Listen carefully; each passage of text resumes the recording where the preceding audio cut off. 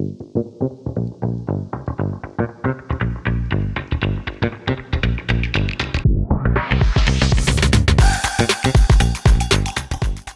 delighted to welcome Simon Poole to this Bridge Leap Forward podcast. Simon, welcome. Welcome. Hello. How are you? I'm really well, thanks. It's good. Really excited to chat with you today. I'm not sure why I'm welcoming you to your own office, but here we are. It's good to be here. Yes, maybe we swap roles here. Yeah. So look, Simon, you've had a really interesting kind of career journey. Can you just sort of take us through it so far? Oh, absolutely, yes. So yeah, I mean, not the most engaged school student towards the latter years. So really keen to get into the workplace. I was fortunate enough to have family in the industry. So left school at 15, just before GCSEs, right straight into an apprenticeship. Small little Citroen dealership in Berkshire. Completed my apprenticeship within sort of 3 or 4 years. Realised I liked working with people, so moved out of the workshop and on to service reception, where spent a couple of years learning my craft. At the same sort of time, moved into management. So I was very young. I was sort of 21, 22, managing a relatively large service and body shop actually at the time. Stuck that out for 3, 4, 5 years. Just took on more and more responsibility while I was there. I just loved working with people, right? You know, it was definitely all about people and customers. Got a real buzz out of hitting targets, but mostly about people. Found that managing people, I had a flair for. Could help them on their journeys. And then met my wife, relocated, took a different job working in a consultancy, which taught me all new skills. Stood in front of senior people, teaching them how to run service departments bluntly. During that time, also deployed by different manufacturers to support different programs, whether that was improving return on sales or different after sales metrics. So spent 2 or 3 years doing that all over the country, Aberdeen to Exeter, and a hugely steep learning curve. Wanted to settle down and start a family, so that sort of that travel lodge life wasn't for me for long. And then I joined Citygate as a group head of after sales at the time. So that we were 5 Volkswagen dealerships at the time. So I was running the after sales division. And since then I've sort of grown organically in the business. So I've gone from group after sales manager to director, then brand director, divisional director for a while. Then I was an ops director looking after the business on behalf of our CEO for a couple of years. Obviously, during all that process, I moved out of just purely after sales. I was looking after sales divisions, drive-in sales departments. And 2019 was asked to move on to the board and took on our commercial director's role, which is what I do today. And that is, so my role now is very, pretty much everything to do with the infrastructure of the business. So property, M&A, the other way around, M&A then property, cyber resilience, network. I'm our lead on digital systems. I've retained some operational divisions, so because I've got a flair for paint and body, I still look after that. But principally my role is to make sure that our business is set up so that our operational team can operate and turn all the retail opportunities into sales. Fascinating. That's real breadth of coverage there. Really, and a great kind of journey to get you to where you are today. Tell me a little bit about Citygate. So Citygate is now 18 years old. I joined literally 6 months after its sort of merger away from HR Owen. So our owner, Jonathan Smith, took 5 sites, five Volkswagen sites originally. We're now 24 sites. That includes Volkswagen businesses, Skoda, Cupra, Seat, Volkswagen commercial vehicle, Kia, and a Chinese brand, Aura. We employ 770 odd people. We sell 16,000 new and used vehicles a year. We have some 150,000 throughputs a year, service throughputs, and employ roughly 120 service technicians, all around the northwest London. So everything from sort of Chiswick, Edgware, Watford, back out to the Amersham land, High Wycombe, Slough, and so that sort of big, sort of northeast corner of northwest London corner of London. That's us. We dominate the market. We like to think. Fantastic. Well, let's talk more about that market domination. How is the market? How would you describe things? Here we are, June 2024. Give us a bit of a market. I mean, listen, it's not without challenge. Sure thing. I think that's the quarter four 2023. The used car market moved from under our feet pretty rapidly. Caught most of the industry out in terms of the revaluations. Came into quarter one, that seemed to bounce back. So I think the landscape today is we're moving into a push market, in my opinion. Volume, as in volume of units. Stock is back. Our storage facilities around London are full of stock. So we've got stock. Channels are different. EV has changed dramatically in the last 6 months. If you sort of dig into the EV market numbers, there's not much retail going on today. If it's business fleet stuff, there's still a market there. But EV market retail is difficult. Used is good. Used is good. The challenge with used really is sourcing good used cars. Younger new stuff is rare. Older stuff is fine, but you have to have the prep facility in the background to cope with it. So sales is, there's opportunity. The commercial vehicle land stays the same, really. We're in London, we operate in London, so we have the last mile opportunity under our nose. The emission zone change has forced some people down a certain road, for good or for bad. That's a matter of choice, I suppose. So there's opportunity out there. There's no doubt about that. I mean, our inquiry rates in the last 3 or 4 weeks have bounced back. If we go back to Easter, inquiry was down, but it's bouncing back now. So it's about conversion rates. It's about making sure that we convert. And then in the rest of the business, service, our service departments are buoyant. We've got good levels of bookings. We've worked really hard over the last 10 years with different retention programs, so that's working well for us now. And the challenge, which we'll talk about shortly, I'm sure, is technicians' skill sets and skill gaps, and that remains a challenge for the industry, which we're all working hard to combat. But there's buoyant in service and in paint and body crash repair. It's very buoyant. Certainly in London it is, because for us the number of repairers in central London is forever decreasing. Right. Which means where we operate on the peripheral of London, the DLGs and the big insurance companies are looking to place work where they can't get it into their own shops. During the pandemic, or on the back of the pandemic, we lost a lot of painters to different industries, whether it was the trains or the energy markets. But they are coming back now. They're realising where they can earn their money, and the paint and body repair sector, I think it's going through a rationalisation, as is the whole industry, right? So fewer outlets doing a better job and a bigger job. Yeah. As just a generalistic term, but certainly in paint and body, there's opportunity ahead. Really interesting. Thank you. That's really detailed. Tell me, you mentioned there the sort of the beginning of the challenge question, I suppose, and you've sort of zeroed in on the talent piece and specifically the technicians. Tell me more about that. Well, look, it's no secret, is it, that the industry's got a talent shortage in, let's just talk techs for a moment. I mean, there's a talent shortage, I think, across the whole industry, really, and that might be salesmen through to productive technicians. But technicians, is a challenge. And really, the answer is be the best employer. Right. Offer the best training, the best facilities.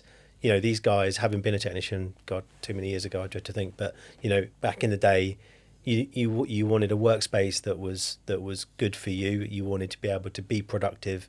You wanted the right tooling. You wanted the right training. You wanted to be productive. And that's no different today. You know, technicians still put cars up on ramps. They still put them up on a ramp and they repair them, right? It's no different in that sense. The difference is the speed at which technology is changing. You know, not does a year pass where a new model with a new piece of software with a new digitalization has come along, and these guys have got to keep up with that. So for me, it's about giving technicians the right environment to work within, but then also making sure you invest in them, and they will invest back in us. And I think if you're lackluster in that as a retail organisation, you just get caught really quickly, because technicians know technicians and they know technicians and they all talk. You know, so it's it's a little bit like painting the Severn Bridge. You just have to keep going. You have to be, you know, you have to be positive in your recruitment. You have to be on point in what you pay people. You have to put them in an environment that is good for them, and you have to be mindful of what they face every day. You do all those things, you've got half a chance of retaining what you've got. And then I suppose our big success factor is onboarding apprentices. So, you know, when I was group after sales director some 10 years ago, even then we were onboarding 40 to 50 apprentices a year. Now, when you're in that sort of number, the reality is not all those young men make it through. So at the other end, you may end up with 25, 30 that actually qualify and go on and be a fully trained sort of technician to master technician. And that's where we've done really well. So just this year, you know, this first half year, we've had 7 third year apprentices qualify. And that will continue for us. You know, I think we've got 37 first years on this year. And obviously it's June, so it's school year end, academic year end now. So we're about to go through another onboarding process. So, you know, the technician conversation and the skill gap conversation is only about, you just have to work hard at it. You've got to be good at what you do. The facilities have got to be right. And then you've got to invest in their training. And you talk about sort of, you know, young men in your sort of onboarding process, but you're very focused on also building out a diverse and inclusive kind of workforce. Tell me more about that. Yeah, so we have a diversity and inclusion workforce Yep. a committee, which is chaired by, you know, our managing director. It's a board level topic that we challenge ourselves with constantly. I think the reality is it's not necessarily about chasing a target for us. You know, we want to make sure that we employ people that are right for the job. That said, you know, diversifying the workforce can only be a good thing, right? And I think that, you know, where we've got a male, heavy, you know, percentage in a certain role. So if I just take salesman, for example, Yep. you know, generally speaking, whenever I've had an interaction with a young lady or a lady selling me something, it's been often superior. And, you know, I say that as if I'm shocked. I shouldn't be. But, you know, so we are working really hard on that point. We have 4 of our senior leaders in the business are women, our head of HR, head of marketing, head of communication centre, and so forth. So yeah, we put a lot of time and effort into making sure the diversity is there. We work in a very culturally diverse area anyway, so we are blessed with not having to work too hard in that sense. That sort of falls in our laps. But you know, it's a topic of conversation constantly. Yeah, it's a good one. And how do you? You know, it's really interesting. I mean, the apprenticeship thing sounds fantastically successful. Obviously, bringing them in, and how does Citygate think about sort of then sort of retaining and growing that talent? Well, it's just leading, putting the two things together. So the diversity and the apprentice conversation. So we've got 3 young ladies painters going through paint and body apprenticeships, and if I think about how we've gone on to retain those individuals, because you know a good painter is absolute, you know, they are just, you know, they're gold dust. So and actually the way that we retain them is not necessarily just through pay and reward. It's through actually through engagement. So we brought them into, you know, the conversation. We've taken them off the shop floor and we've asked them to help us, you know, help ourselves, if you like, and we've engaged with those young people, And that's I think that's ultimately what's gone on to prove dividends for us. And pay and reward is kind of an obvious one. Yep. You know, as I guess is facilities and making sure the environment is right. But actually, it's kind of beyond that. You know, all too often I think the industry can look upon the young people of today and not necessarily give them the credit that they deserve. Actually, when you bring them in and you give them the space to talk and give their ideas and empower them with getting them to exercise some of their ideas, you'd be amazed what you get back. And obviously, this is a bit of a generalization, but young people living and breathing technology. How are you incorporating tech into the business, and particularly when it comes to training and development? Well, I'm lucky enough to be lead on most of our technology. Most of that is on the back of we spent 4 or 5 years investing in our internet and our network infrastructure, and that's on the back of a cyber compromise many years ago. So we've gone on. We're in a place now where our cyber and our network is very secure, and what that does for us is that gives us the sort of the foundation and the platform to be able to build upon. If you take it at a very simple level, if your network is fragile, you could never launch a decent VoIP service, which means that you could never go on or offer any sort of unified comm service because everything's too fragile, right? So we've built the foundation strong in the network. We're now operating and starting to operate nicely in that sort of unified comms piece. So our customer journey is evolving nicely. We're literally just about to launch some AI, some interactive stuff on our website for chat and chat bots and chat solutions, and some of that's generative as well as non. So that's quite exciting. When it comes to the learning and development aspect, that's often driven by our manufacturers. We're talking with Bridge about the LMS. So because ultimately, with learning and development and just learning in general with today's technology, it's a completely different landscape. Yep.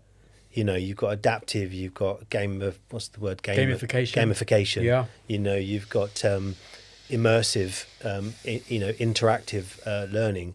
And as I was driving up here today, I was thinking, many years ago when I was consulting, I would stand up in front of 12, 15 people, managers, and for 3 days I'd batter them over the head with the course content. And you look back now and you think, oh my God, how horrific an experience must have that been. But so then you fast forward 10 years and you think, okay, and my daughter's just gone through a process of working for Argos for a little while, and she had a week's worth of e-learnings. Yeah. And it was horrific. Right. Standard sit down for half an hour. Who wants to go through an e-learning, right? Just those things, those two examples send shivers down your spine, right? But then when you get into the idea of interactive learning, adaptive learning, gamification, these micro learning sessions, I'm all over that. And you said you checked out my LinkedIn and you realised I've just done some learning myself. And actually, what I learned from that was, as a learner myself, I want to learn when I want to learn. I want to learn. Right. I want to learn when I'm in the right space mentally. If I've got a cold on Monday, I don't want to learn, right? But if I've just gone out for a run and it's 11 o'clock at night and I'm buzzing, that's a really good time maybe for me to absorb stuff. And I want to learn in a different way to the way you want to learn. I'm very visual. Somebody else might be very analytical. And I think that's what this modern learning culture, learning software gives us. I'm not so sure the industry is quite there yet. I still see a number of our employees, colleagues going off and sitting in front of a teacher and being told what to do. And I see way too many e-learning modules coming down, whether it's regulatory, compliance-led. And there is still a space for that, right? Yep. There's still a space for, just pushing people through a process because they've got to learn stuff. And I think when it comes to e-learnings, there is a space for that. But when it comes to, I was thinking about technician learning, I was thinking about AR, VR. And I was thinking about, I know some of the work that Bridge have got going on is very immersive. And when you see some of those sort of examples of, as a young technician being able to simulate a fault on a car and repair the car that you would never be able to simulate even in a training environment in Milton Keynes somewhere. There is a completely different flavour coming along, and I think it's great. You're preaching to the converted there, and it's great to hear that sort of evangelical kind of view on it as well. And obviously for the recipients of that, that's what matters, right? Whether that's increased productivity or increased retention and development. I think that cost saving, the scalability side of it, and also the sustainability side. And you made reference there to some to the fact that you are yourself on a lifelong learning journey. Tell me more about sort of how Citygate thinks about sort of ESG and how you're applying that to the business. That for me, ESG sustainability is about board conscience. So I think it starts there. If the board have got a conscience about sustainability and ESG as a sort of a general umbrella of the conversation, then you've got half a chance as an organisation to invest where you need to invest, because let's face it, that's the elephant in the room, right? You need to spend money at it. The reason I went on the journey was because I saw, I've got teenage children, and I saw the conversation at home moving from, I'll buy from that company, that organisation, because they do the right thing, and it struck me that actually, we as an organisation need to adapt. Now there will be regulatory things that are forced upon us, right? So part of my role is to be responsible for our property, and landlords will require us to report back our carbon footprint and our energy usage, and so to a degree we're going to be forced to do stuff, and ultimately the banks will, and the financiers institutions will also essentially force upon the retail sector a change, and that will come through in quite simple terms. Loans will be more attractive if you've got a certain ESG footprint statement behind you. So there's all those kind of like must-haves and will have to haves, but I think there's some real practical stuff you can do to get ahead of the curve, and actually some of it's really good, and it's here and now, right? So some of the initiatives we've got going on, you've kind of got all the obvious ones, right? You've got solar PV, on rooftops. You've got LED lights being popped up everywhere across the business. Sorry, I'll say this is Citygate, right? There's some sort of kind of PIR systems where lights get turned off when you're not there. But then there's some non-obvious stuff, right? So I'm responsible for our paint and body division, and for instance, there's a bakeless paint now available. Well, I mean, if you look at our gas usage across our business, our ovens consume vast amounts of gas at high expense, right? Yeah. So there's a commercial benefit to going down some of these initiatives as well, and then it really, beyond that, then it's then about small incremental change, right? It's about and this is where I think technology also helps. So if just at a very simple level, you think about printer cartridges and printers and and ink and paper usage across the business, and everybody talks about digitalization, right? Yeah, we're digital, right? Okay, fine. But actually, are you really? Because you've probably got loads of people that fear it and they still want to press a print button. So how you can use some of the Microsoft technologies now to be able to steer people away from that idea to print, and digital e-signatures on customers' records. There's so much that can be done to move people into a digital environment, which has another positive impact. So yeah, I mean, I could talk all day about ESG, but it's a bit of a passion, because I think that when you hear the younger generation and their psyche changing, as a dad and as a human being, you don't do the right thing, but then as a business person, you realise the narrative is changing, and you have to take your business on that change. And how do you do that? How do you take the business on the change, and how do you kind of cascade that down through the org? Well, I mean, I'm all about sort of blueprinting stuff to start with. So I'm a big fan of let's take an example. Let's create a test case. Let's show people what can be done. Stakeholder engagement is huge, right? Yep. So board level engagement is kind of number one. You have to have the board on board. We're fortunate that we have. We've got a very engaged board when it comes to ESG, and then it's about having champions in the business. I mean, that's the key to it, really. So across our business, we've got a number of individuals that are in different roles. They're not all leaders, that really get it and are really passionate, about their department and their footprint and the fact that they want to do the right thing. And these people that are buried in your organisation that often you don't even see there or realise that are there. It's like mobilising the troops, and you cascade and you empower, and that's I dare I say that's probably the second part of the ingredient mixture. The recipe is identify those people and then empower them to do stuff. If you put too much bureaucracy around people, you wrap them up in decision making, protocols. Nothing gets lift off, right? Trust people. They do the right thing, generally speaking. And when they do the wrong thing, they probably only do it once. And if they do it 2 or 3 times, then maybe you should, think of bringing somebody else to the party. But generally speaking, people can be empowered on this sort of stuff because, they're not going to go and spend £200,000 on a solar panel. They never get lift off, but they can do the small wins. And that, for me, to sort of summarise the ESG piece, the ESG thing is all about small wins. And if we all do small wins and we all have little bits of, then the world will become a better place. I think it's a great strategy. You talked already quite a bit about the whole concept of sort of change. You talked about sort of how consumer behaviour, citing your own family in terms of what you're noticing there in terms of considerations around purchasing.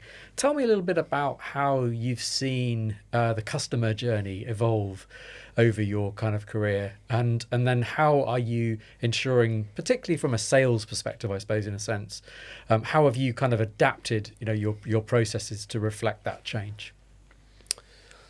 Wow, how much has it changed? So, I mean, when if you think back to the mid 90s and buying a car then or selling a car then, right? I mean, hey, wow, different world, right? And not a particularly good world. I mean, maybe good for some people, but for the masses, certainly for the consumer, maybe not that great.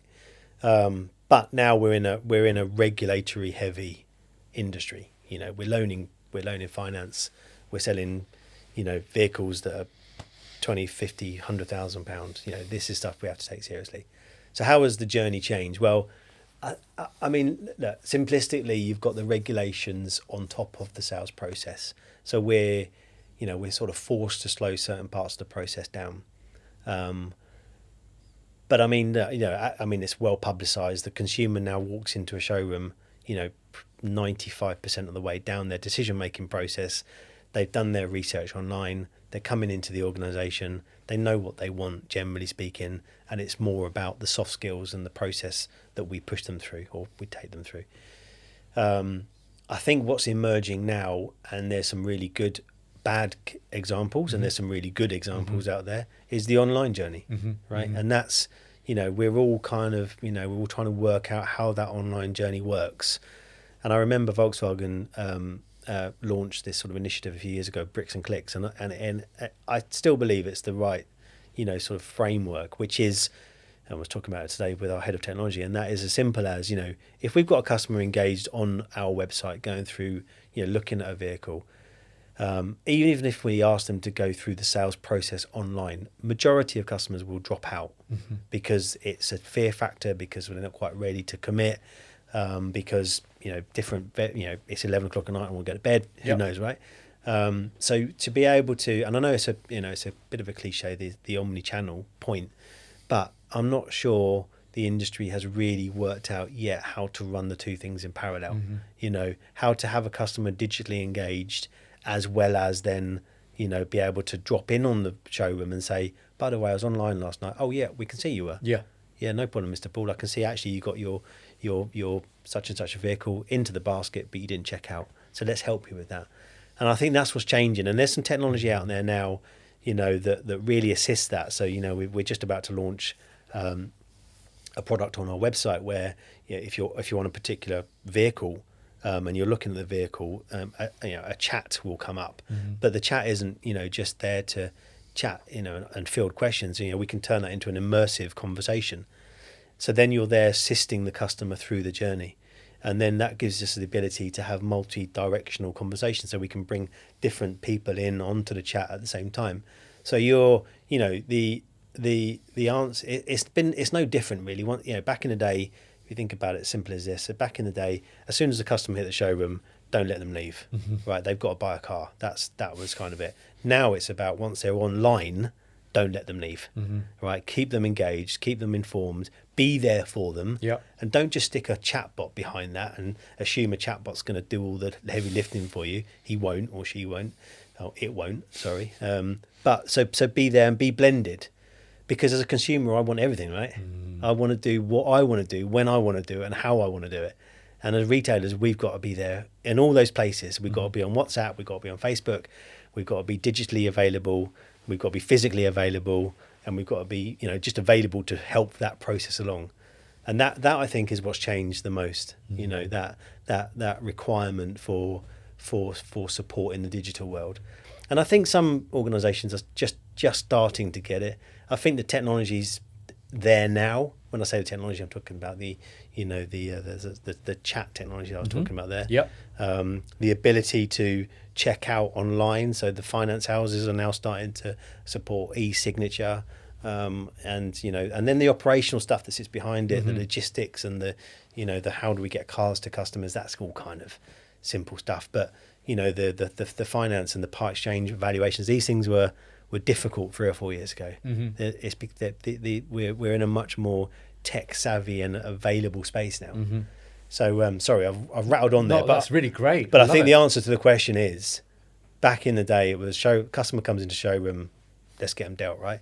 Now it's you've got to have a digital presence, and it's not just about ticking a box by saying we've got a website and we've got a chat thing. It's about making sure it's all genuinely linked together and immersive and automated on some level, so that wherever the customer drops out of that process, you're there ready to help them. I don't think you're rattling on there at all. I think it was a brilliant answer. There was a second part to my question, which is then sort of how do you gear up your team in to kind of operate in that omni-channel world, which you've described really well? I think the first thing is it's a different type of team. In truth. And I think that the digital and tech savvy individuals that are out there will adapt easier than those that aren't that way inclined. But I was only talking to our CEO about this last night. There is still a requirement for some salesmanship in that process, right? Because people will still want to drop out and still want to talk to somebody. And there's been a lot of talk in the industry about the sort of the genius idea, and that's fine from a product knowledge perspective. But we still got to assist the sale, and by assisting the sale, you need to have salesmanship.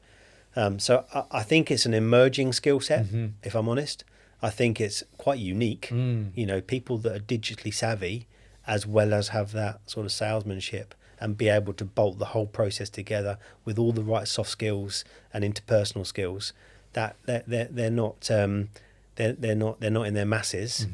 So then we teach them, and that's about about going back to your earlier point about learning and development, and what structure do we take them through.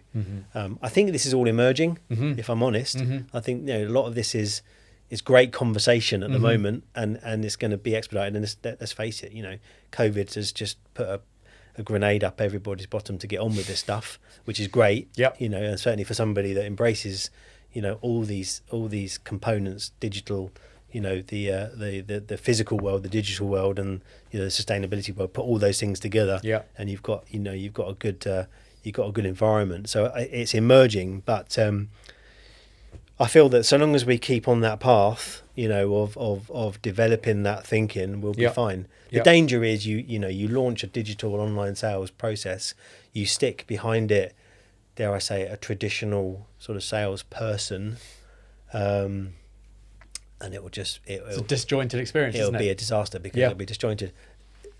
Conversely, if they're just if they're very technical and very tech savvy, but without those soft skills, it will equally fall. So there is a real need for for some profiling of these individuals.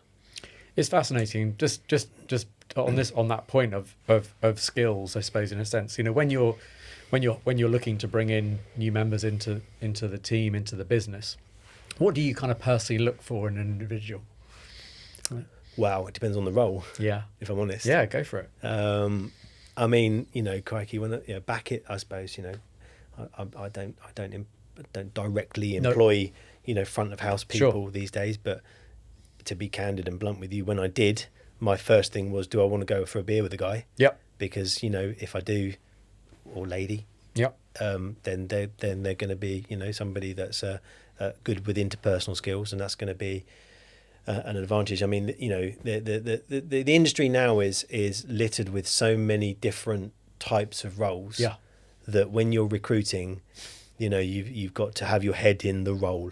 So I've just recruited somebody for our compliance, for instance, and on the face of it, you would think somebody that's in compliance needs to be very analytical, needs to understand the regulatory frameworks, needs to be probably more detailed than anything else. But actually, whilst all that's true, they also need to have a strength of character, because we put them in front of people that want to not be regulated. Yeah. And they need to stand up in front of those people, right? So it's not just about detail and analytics. So you're looking for a certain individual there. I think when it comes to salesmen these days, feeding the digital element in, you're looking for somebody that's savvy enough in that world, but also understands the commercial requirements. But ultimately, at the end of the day, salesmen, sales ladies, salespeople, it's really all about interpersonal skills in a traditional sense. Yeah. Technicians are, I'm slightly more freelance in what I say here because I can, because that's what I was many years ago. It takes all types. Mm-hmm. That's the answer. We need good communicators in the workshop to be able to cascade and to be able to motivate and to be able to take the young people through their apprenticeships. We also need the guys that are just happy to get their heads down and plough through work. At the end of the day, they all need to be able to, to be tech savvy and do what they do. So I'm not sure there's one answer. No, that's a great answer. And I think actually, I think my answer probably is, not wanting to look at my notes, but it's adaptive. Mm-hmm. That's it, isn't it? I think that's a great way of framing all of that. Mm. You need to be flexible. Yeah. You and to your point, you need to always be learning, right? Yes. Because as you said, the thing's evolving. So, and I think that, I think that lifelong learning point with the micro learning thing behind it, and most people what that means to, is LinkedIn is a great example of miniature learning available at any time.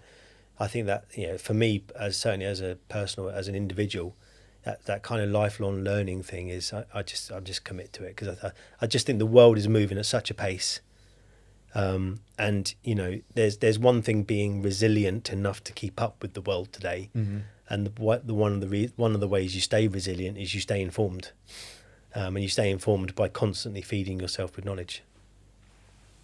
And that brings me to my last question. So either to your former self, when you made that first step in, or someone listening to this interview, watching this interview, what one piece of advice would you give them about entering this industry? Do you know, I get asked that question a few times actually over the years, and I've honed my answer. Oh. And my answer is back yourself. Back yourself, because it's a difficult industry. It's a complex industry. It's not an industry that's going to just give you a career without you earning it. It's an industry full of characters, big characters. It's an industry full of complexity. Everything from, all the stuff we talked about, digital tech, all the way through to regulatory. It's not for the faint-hearted. So back yourself, because I think if you back yourself, you've got half a chance. Simon, thank you for your time today. My pleasure. Lovely talking to you.